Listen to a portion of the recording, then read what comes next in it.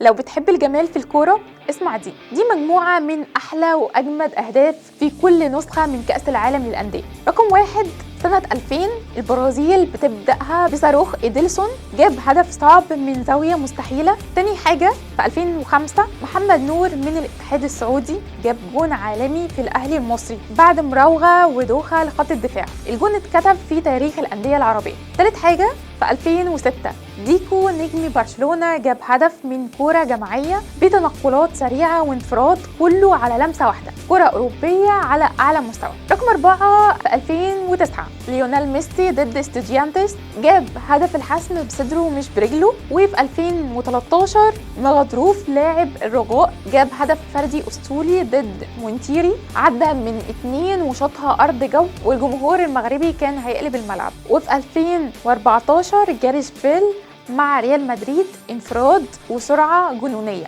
وعدى من الحارس وسجل بثبات أعصاب هدف كلاسيكي من الويلز السريع. وفي 2020 حسين الشحات مع الأهلي ضد التحيل كرة اتقطعت انطلق من نص الملعب عدى وسددها صاروخ أرضي جابت جول عالمي. جمهور الأهلي قال وقتها أهو ده الشحات اللي كنا مستنيينه. وفي 2022 فيتينيا لاعب الهلال ضد ريال مدريد جاب هدف من تسديدة من خارج المنطقة راح الزاوية مستحيلة والجمهور قال الهلال جابها من آخر الدنيا. اكتب في الكومنتات ايه أكتر هدف عجبك.